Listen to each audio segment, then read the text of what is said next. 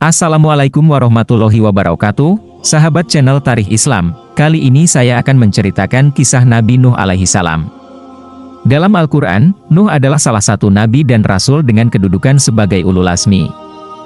Sebanyak 43 ayat dari 28 surah di dalam Al-Quran membahas tentang Nuh. Dakwah Nuh ditujukan kepada Bani Rasyid. Nuh diutus oleh Allah untuk mengajarkan tauhid.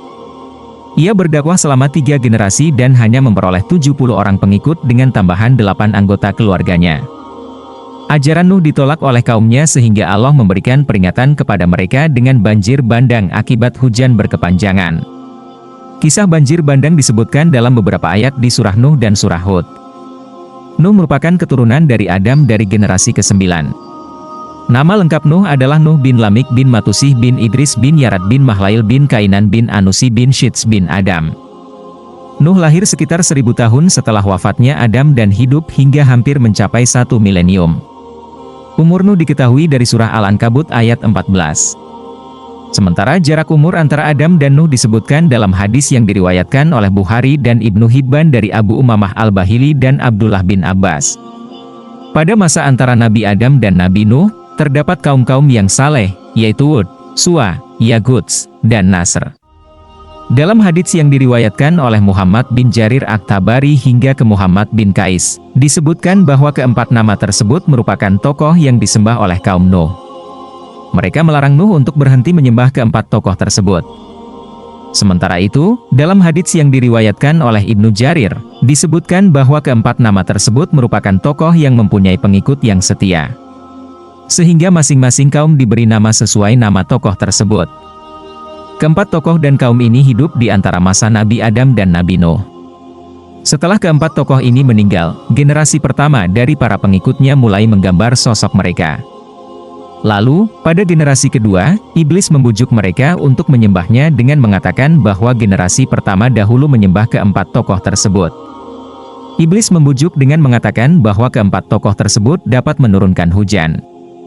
Generasi kedua ini kemudian memulai penyembahan atas keempat tokoh tersebut. Nuh merupakan salah satu manusia yang diberikan wahyu oleh Allah dan dipilih olehnya sebagai rasul. Informasi kerasulan Nuh diperoleh dari surah An-Nisa, ayat 163.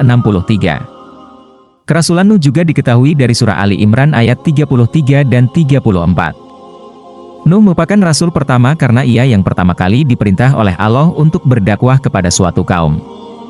Menurut keterangan Ibnu Jarir At-Tabari, Nuh berdakwah kepada Bani Rasyid.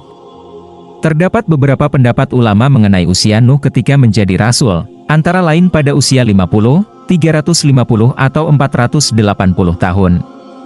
Nuh memulai dakwahnya secara sembunyi-sembunyi. Setelahnya ia berdakwah secara terang-terangan dengan memberikan motivasi dan peringatan kepada kaumnya. Sejak Nuh memulai dakwahnya, kaumnya menganggap dirinya sebagai orang yang sesat. Kaum Nuh pada masanya ada yang meyakini politeisme dan ada pula yang mengadakan perbuatan syirik. Nuh berdakwah kepada kaumnya selama 950 tahun. Jumlah pengikutnya tidak lebih dari 80 orang. Setelah Nuh tidak lagi meyakinkan kaumnya untuk beriman kepada Allah, perintah pembuatan kapal diberikan kepada Nuh. Perintah pembuatan kapal dari Allah kepada Nuh disebutkan dalam surah Hud ayat 37.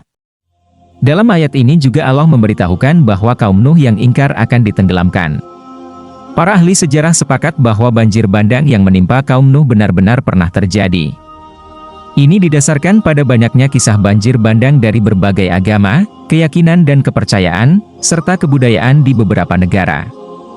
Perbedaan pendapat timbul mengenai wilayah yang terdampak banjir dan jenis hewan yang memasuki kapal yang dibuat oleh Nuh. Ada yang berpendapat bahwa banjir bandang menimpa seluruh wilayah di dunia. Dalilnya pada surah Hud ayat 42 dan 43. Ayat 42 menjelaskan bahwa ombak yang timbul akibat banjir bandang mencapai ketinggian gunung. Bukti lain yang menguatkan pendapat mereka adalah penemuan fosil gajah purba di wilayah Siberia dan Kutub Utara. Sementara itu, terdapat pendapat yang menyatakan bahwa banjir bandang yang menimpa kaum Nuh hanya bersifat lokal. Dalilnya adalah bahwa setiap nabi diutus hanya kepada suatu kaum tertentu.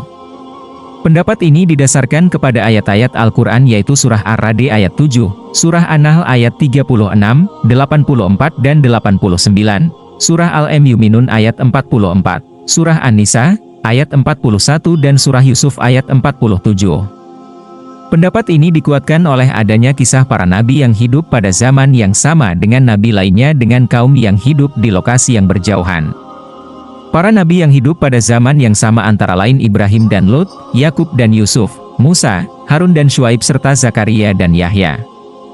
Keterangan lain yang dijadikan sebagai landasan pendapat ini adalah jumlah nabi dan rasul yang sangat banyak yaitu 124.000 nabi dan 313 rasul.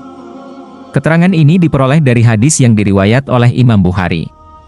Setelah banjir bandang berakhir, Nuh dan para pengikutnya keluar dari kapal dan melanjutkan kehidupannya. Para pengikut Nuh tidak memiliki keturunan karena semuanya meninggal akibat wabah. Hanya keluarga Nuh yang memiliki keturunan. Keterangan bahwa hanya keturunan Nuh yang meneruskan generasi umat manusia dijelaskan dalam surah As-Saffat ayat 77. Ibnu Katsir meriwayatkan bahwa anak Nuh yang melanjutkan keturunan manusia ada 3 yaitu Sem, Ham dan Yafits.